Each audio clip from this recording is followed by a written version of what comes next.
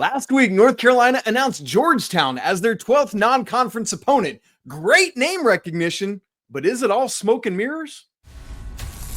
This is Tyler Hansbrough, and you're listening to Locked On Tar Heels. You are Locked On Tar Heels, your daily podcast on the UNC Tar Heels. Part of the Locked On Podcast Network, your team every day. Hey there, what's up? It's Friday, June 6th, 2025. Welcome into the Locked On Tar Heels podcast, the only daily North Carolina show out there. I'm your host, Isaac Shade. Joining me at the place to get your Carolina content every single day. It's all part of the Locked On Podcast Network. Thank you so much for making us your first listener watch to get your day going the right way. Honestly, to get your weekend going the right way. Special shout out to all the everydayers here with us, all the members of the Locked On Tar Heels Discord, and of course, our great Locked On Tar Heels insiders as well. Joining us today to send us into that glorious weekend is the man, the myth, the legend, my buddy, Mr. Riley Davis, coming to us from Durham, North Carolina. Our man, part of Sleepers and Heat Check and all sorts of great college basketball coverage. New stuff with Sleepers this summer, Riley, right? Riley every day. Tell us about that. Yes, sir. Been doing daily videos for Sleepers, just like quick 5-minute ones. As of right now, we've been doing a ton of NBA draft content. On our channel, we have breakdowns of like our top 80 prospects. But then additionally, during the Riley Everyday series, I've been doing like this 10 things you need to know about blank. Cool. Insert I've been draft watching, yeah. choice. Yeah. So that's been a lot of fun. Just kind of listing off accomplishments, looking at some of these players' backstories, their highlights from a lot of whom so far I've been doing the lottery picks. So it's a lot of them just like their freshman career, high school accomplishments. You know, a lot of them come from the prep schools like Montverde or Compass Prep or anything like that. So yeah, it's been fun diving into that a little bit. Man, it's been fun. I've been checking them out. Riley, proud of you, man. It's great stuff as Thank always. Guys, a little note behind the scenes. I've been giving you this disclaimer all week long, but this show was recorded in advance, actually late last week. I'm away on vacation this week with my family. We all need some good R&R every now and again, but I want the content to keep coming to you. So any breaking news from this week isn't on the show, like maybe Carolina landed. Finally, dear goodness, a wing or a 13th non-conference opponent. We'll get to that information when I get back. Speaking of which, if Carolina Diamond Heels, if they won their regional last weekend at the Bosch, the Super Regional will be starting today at the Bosch. I'm on my way home from vacay as you listen to or watch this, and I'll have coverage for you this weekend. Love covering the Diamond Heels. Baseball is my jam. So coming up on the show today, Riley and I, we're going to be talking about UNC's non-con schedule. Riley caught some blowback last week for a tweet. Whoops. We'll look at Carolina's coaching staff, full of Carolina alum. Would it be good for them, though, to add somebody that wasn't an alum? I don't know, like Dean Smith wasn't. Hello. And finally, we're going to wrap the show talking about the NCAA tournament. Apparently, a lot of people want to expand it. The Big 12 coaches, the NCAA president. You know what I say? Let's fix it instead of expanding it. We'll get to all that coming up here in a little bit. All right, Riley. Last Wednesday, John Rothstein tweeted out that Carolina had scheduled a home-and-home with Georgetown, the next home-and-home in the series, following a blue blood, Kansas. Now we go to Georgetown. And Riley's tweet about this, you quote tweeted it, and you said thusly, and I quote, "Seems like UNC is scheduling an easy non-con with enough name brand recognition to not get made fun of, but I don't think it's going to achieve the intended purpose." End quote. Riley, say more. I'm very disappointed in this non-con schedule, just to put it blankly. Like you've accumulated this wonderful Google Doc showing who's already on the schedule. By my count, that's 7 bye games, right? Or am I missing one? That might be 8 bye games. Central Arkansas, Radford, Navy, USC Upstate, ECU, NC Central. 6.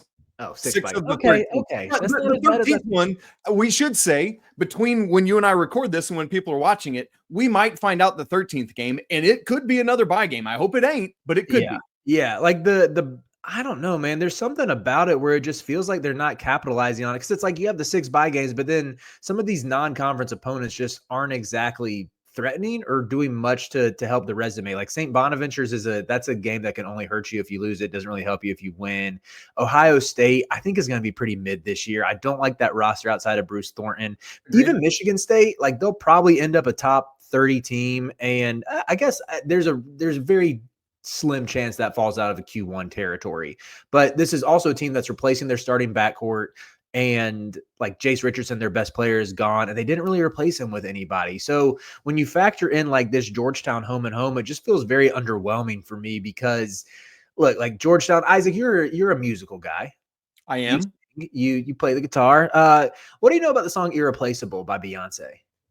I literally have never heard of it. I know Single Ladies and some old Destiny's Child stuff. You've never heard it? You must not know about me. You must. Oh yeah, I know that song. I didn't know that's what it was called. Irreplaceable is the name of that one. The last time Georgetown made the second weekend, Irreplaceable was the number one song in the country. 2007. 2007. The last time they got an at-large bid was 2015. Not Marcus Page, sorry. Justin Jackson, Joel Berry, Theo Pinson, they were freshmen the last time that Georgetown got an at-large bid. This is a program that has a great history, and I want the best for Georgetown. I think the sport would be better if they were on the up and up. They even have some players I like on their roster. Shout out to Julius Halifanoa, a one-time Tar Heel hopeful. We wanted him so hard last summer, Riley. Do you remember that?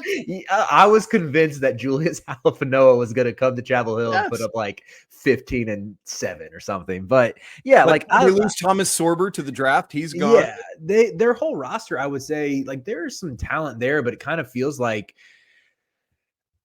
high upside wings or wings who have been somewhat productive at different stops. They're just throwing on a roster and hoping that it works. Like, I don't know, man. To me, it just leaves something to be desired. It feels like even Kansas, like right now, Kansas's roster outside of Darren Peterson and Flory Badunga, it's kind of bleak. Like I think there's a better balance to strike with last year where, well, even last year with the Maui Invitational, the game in Allen Fieldhouse, the game against Florida in Charlotte, like you had a returning All-American. I don't blame you for scheduling that hard. You should be able to win some of those games. And I think it's on the players, it's on the staff for not closing the deal. Like we can say that plainly. The staff wasn't good enough. They didn't put players in position to succeed, and like the players couldn't close out games either. Like I think they would admit that, So that's but let's say if you're looking at this year where it is a roster reset, on one hand, I understand like maybe sprinkling in a few more bye games. Like that makes sense if you're trying to feel things out,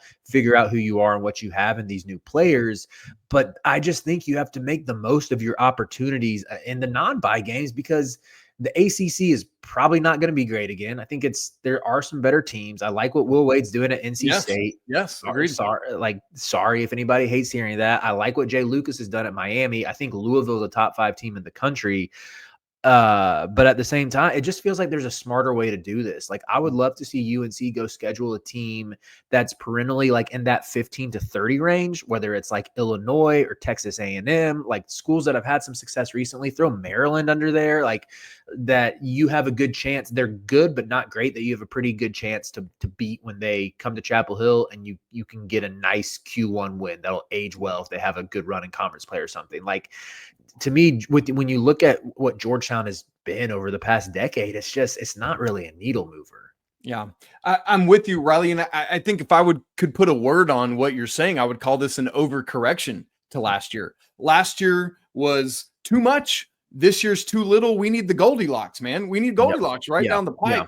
Because I agree with you. I don't think this Kansas roster moves the needle a ton. Carolina should win that game in the Dean Smith Center if, for crying out loud, they could get a starting 3. We don't know who the ACC SEC opponent will be. I would imagine that's probably going to be the toughest non-conference game once we find out who that is on the road. And then again, we wait for this 13th non-con game, which again might have come out between when we recorded this or whatever. But Riley, unlike last year, there's not a single game on this non-con schedule that we look at and say, like legit right now with everything we know, Carolina should be favored in every one of those games.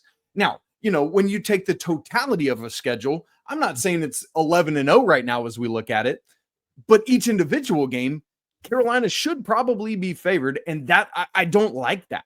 I want, maybe 2 or 3 more games back in the vein of last year with the mixture of this. And so I guess I would call it an overcorrection to last year, and I need the Goldilocks. Yeah, I'm with you on that. I think that's honestly, like kind of a shocking way to put it that I think, yeah, as it stands, maybe Michigan State on neutral ends up being favored by the time we get to late November. And I'm sure whoever we play on the road, they'll put us against like Kentucky or Arkansas or Auburn or Florida. Yep. Honestly, I would love to see him go to Gainesville. That'd be fun. Yeah, because we played first year was Tennessee at home, last year was Bama at home. So any of those schools you just named on the road makes a ton of sense to me. Yeah, they definitely won't be favored in that one. But yeah, to me, like the optimist side would say, like, okay, they're the only two returners Carolina has from last year, Seth Trimble and James Brown. Playing teams like this should help. And if they play their cards right, they can juice the metrics a little bit. But my pushback to that would be like under Hubert Davis so far, Carolina hasn't been a shoe-in to just annihilate mid-major opponents. Like you think back to his first year where they almost lost to Brown. Think back to the team that missed the tournament where they like kind of were in a dogfight late with UNC Wilmington. Last season, they got pushed by Elon. Even the team that was a 1 seed, I would say like his best team, even though it didn't have the same tournament success, they struggled to put away Radford. They struggled to put away Lehigh. Like, I don't think there's not a system in place. Like when you look at Iowa State and Houston, who I would say are like the poster children of juicing the net. They schedule several sub 300. Exactly right. I mean, they schedule several sub 300 KenPom teams. Like Iowa State's is embarrassing. Have you seen their non-con for this year, Riley? Have you gone through it yet? Iowa State? Yes. No, I have not. It is that all over again. It's like 6 sub 300 teams from last year and one that was like 275. I mean, it's that all over again. For the record, they deserve to be made fun of for that too. Like this is not me. I'm not being harsh on Carolina. I have. Like Andy and I did it on Locked On College Basketball. We made all sorts of fun of odds for that one. But because of like the system that Otts runs at Iowa State, you know, they're always going to be elite defensively they might not have the most height, but they always have crazy length and dudes they got like bulky front court players who lock down the paint. Houston is the same way. I think Carolina, the structure, I think Caleb Wilson, Henri Veesaar should be an elite defensive front court. I think Jarin Stevenson can guard like 4 positions. I think Kyan Evans was a really good like disruptor, especially guarding ball screens last year. And Seth Trimble, I think his reputation might, outshine the reality. Yeah. I still love Seth though. Maybe like when he's actually guarding like backcourt players instead of big wings this year, it shines a little bit more. Having him at the point of attack, like you should have a top 10 defense. Like I don't know how Carolina's going to score the ball. Like Carolina could average like 60 points a game, but they should have a top 10 defense to where the blueprint is there that they could like juice the metrics in some of these bye games. But yeah, man, I'm just not a fan of it. Yeah. Well, that defense was the DNA and the calling card 2 years ago with that 1 seed, right? We saw that as they figured that out around that game when they knocked off Oklahoma at Jumpman to end Oklahoma's undefeated start to the season, which, oh gosh, Oklahoma, y'all got to stop doing that multiple years in a row.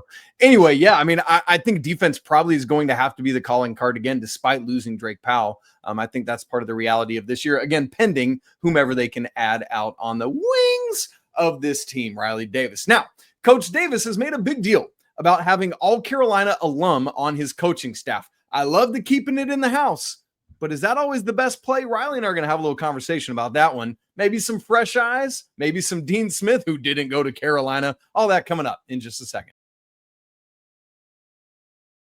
Right after I tell you about FanDuel, the NBA playoffs are in full swing. We're into the NBA Finals now, and every night delivers highlight-worthy performances, major momentum shifts, and can't-miss moments. So whether it's a game-winning shot or a breakout player, there's never been a better time to get in on the action than right now. FanDuel makes it so easy for you to stay in the game, both before tip-off, and if you miss that, even making live bets. With player props, performance trends, and same-game parlays, fans like you have more ways than ever to play smart and to win big. How about some national championship odds ahead of next season, Riley? I don't like the looks of the beginning here. Purdue, Houston, and Duke have the best odds at plus 1,100. UConn next at plus 1,600. Florida, Louisville, Michigan, Kansas, St. John's at plus 1,700. You got to go all the way to plus 4,000 to find the Tar Heels. Yuck, yikes, no bueno there. If you're new to FanDuel, man, it's the perfect time to sign up. Head on over to FanDuel.com and place your first $5 bet. If that wins, you're going to get up to $200 in bonus bets. So go ahead, make every moment more with FanDuel, official sports betting partner of the NBA. Riley, from the beginning of Coach Davis's tenure, he's made a big deal about having all North Carolina alum on staff. I find that admirable. I understand with his desire to have the Carolina family and to want to have guys that are part of it, and that's great. But I am firmly of the mind that having at least one non-alum on staff would be a good thing for fresh eyes, for different ways of doing things. And look, heck, if it's not somebody that's part of the Carolina family, let's have an adoption ceremony, whatever we got to do to bring them in. But Riley, do you agree with me, or do you like Coach Davis's hold on having all alums on staff? Yeah, I don't like it at all. I think it's a bad strategy. I think you limit your pool, and there are ways to still maintain your history and tradition without just hiring a bunch of alums who Ross Martin said this on his podcast during the season. Like, there's no one trying to poach Carolina assistants. Like, you look at when I'm sorry, just compare us to Duke, but right now they're pioneering in a lot of ways. Like, yeah, Jay Lucas got poached. I think, wasn't Chris Carrawell in some head coaching rumors too? Like, yes. I think there might have been some, I swear there was something about him interviewing for Florida State or something like that, where, yeah, I just think like operating from out of such an insular mindset, I think is really alarming and not good. And I would even say there are ways that Carolina could be leading the way, pioneering new strategies. I mean, you look at how it seems like they were a little behind on NIL last year. It seems like they were definitely like sort of, in some ways I would say they were behind the trend on hiring a general manager. However, it did seem like after they hired Jim Tanner that like 5 different programs announced they're hiring a general manager. I felt the exact, yes, I'm with you. So in some sense, it's like you weren't the first, but you weren't the last. So I'll give them a little bit of leeway there. And yeah, it just seems like, to me, like my biggest frustrations with the program is how insular it is. And it seems like everything is so closed off and everything is kept so under wraps and so secretive. And I just don't like, in the internet era, I don't really think that matters. Like, everybody finds out information eventually. You know who your names leak out, who you're back channeling with, or practice reports leak out. Like in the message board and Discord era, everything gets put out there. Like, I feel like there's a way that Carolina could lean into this and up its social media presence to do, like, BYU is killing it right now. I don't know how I don't know when these players report to campus, but they've been like they've churned out like 3 practice videos already with AJ DeBonsa. And plus the picture from going to LDS church with the boys, Yes. Hey, like that could be the easy way to sell Hubert, is like flick up with Caleb Wilson outside of Summit, do the church picture. Like that would at least be like, oh, this is a peek into the personal lives. Like, yeah, I just kind of, I don't know. I think it's from a fan perspective, I would say, like, you remember last summer, the Instagram would tweet out like it's like, I can't remember if it was summer work. It was a summer work series, and it would be like pictures of players at practice, and then you literally get like a 2-second clip. That was it. Was like, and half of them were walk-ons. I'm like, with all due respect to John Holbrook, I'm good on like seeing the 2-second John Holbrook dunk. Like, love you, man, keep grinding. But like, there's ways that I feel like they could increase the presence that, having, whether even enlisting I don't want to speak to stuff I don't know about. Like, maybe they do have students helping, but I feel like there's got to be like hundreds of students at UNC who are good at social media who could help with that type of stuff. Like, I guess that's in family, but it's a difference with like students and fresh eyes than people who have just been with the program. And even on that level, if you're going to keep it in the family, I would love to see Hubert go try to poach either a Jawad Williams or Wayne Ellington, who are like highly thought of guys on NBA benches right now. Like, with how big NBA support staffs are, it can't be, again, I don't want to speak, I'm speaking a little bit on stuff I don't know here, but like, you gotta think it can't be that hard to go poach like someone who's on a support staff of 50, be like, hey, come be on the bench, be more involved at your alma mater. Like, let's get Carolina right together, Right. Well, and that's the trend right now too, right? It started with BYU and Kevin Young coming from the Suns. And then now Utah has done it with Alex Jensen. Florida State's done it with Luke Laux, and somebody else who just hired an NBA somebody as their assistant. I know Shire just poached a dude from the Kings. Maybe was that it? That's not what I'm thinking of. Jacques Vaughn at Kansas, right? Oh, yeah.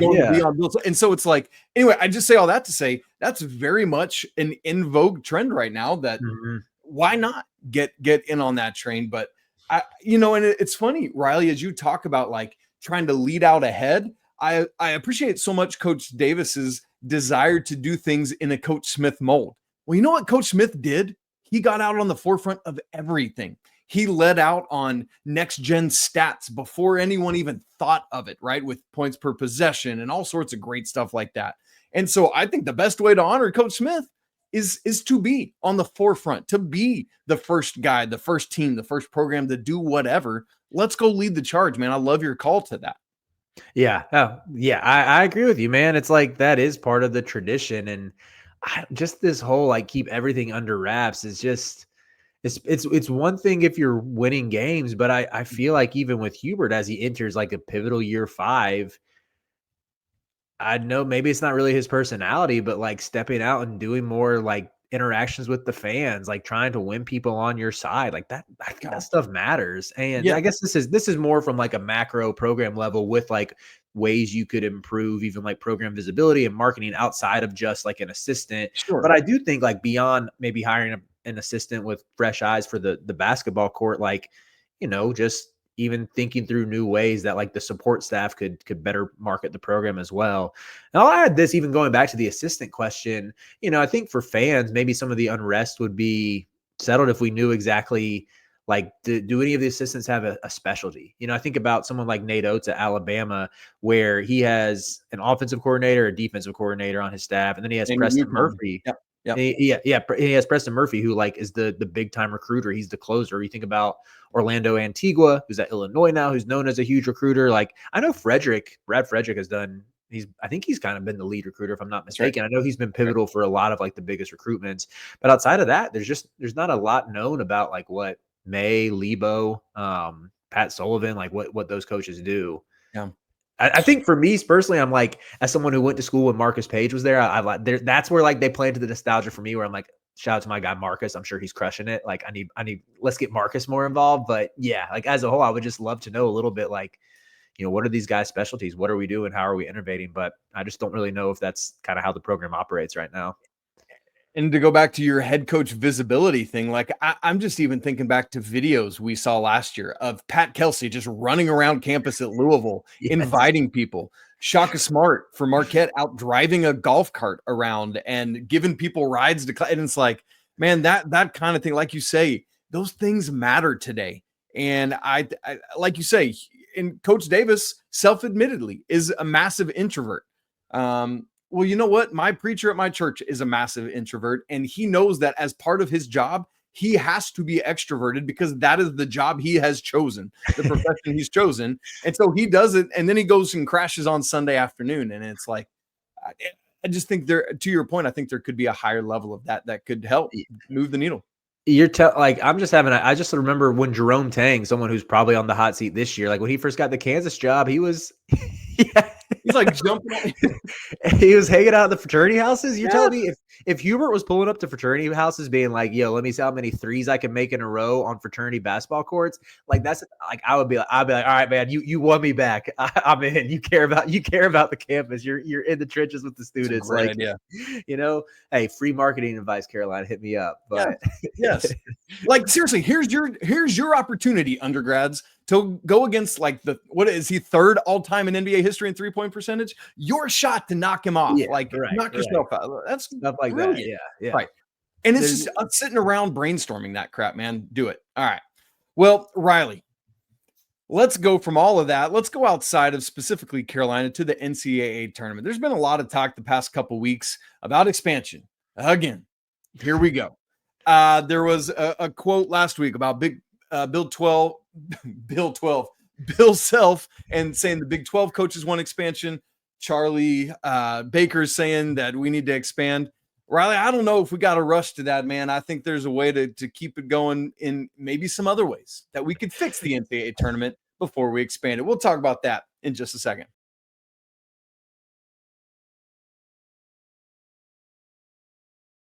Riley, I'm sick of this every summer having to talk about NCAA tournament expansion. I would just like to shoot it and be done and dead with it and go back to 64. But whatever, it's never going to happen.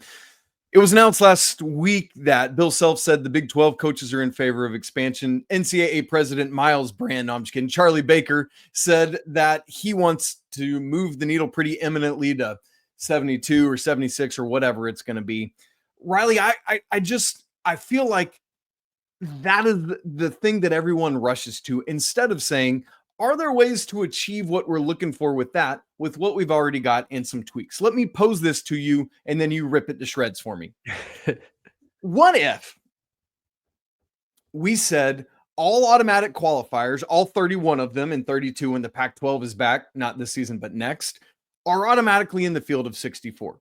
And so instead of the bottom 4 AQs and the bottom 4 at larges going to Dayton for the play-in games, what if we just sent the bottom 8 at-large teams to the play-in games?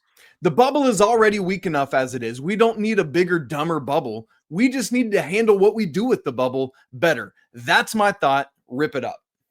I'm fine with that. Part of me is like, dude, you got a good product that everybody, it's literally like a month-long stretch where everybody's eyes are on college basketball, which never happens the rest of the year. Like college basketball is a niche sport. Like we know this, we cover the sport. We love it. Even like we probably both know people who went to Carolina who love UNC, like love UNC basketball, but don't know anything about the sport, like from a national scale. Like maybe they're a little zeroed in on the ACC, but from a widespread perspective, not really. It's a niche sport. That's the one time of the year where everybody's eyeballs are on it. Like you don't need to tweak it. Like even the first 4 is never going to get that many eyeballs on it, even when it's like UNC or Michigan State playing it in a few months ago, because it's the first 4. Like I would probably be a little more enthused about. Would I be more enthused about it if I wasn't having to watch two 16s square off? I mean, I usually only tune in for the last few minutes in the 16s anyway, because that's when you get like the buzzer beaters like this past year. Had this, yeah.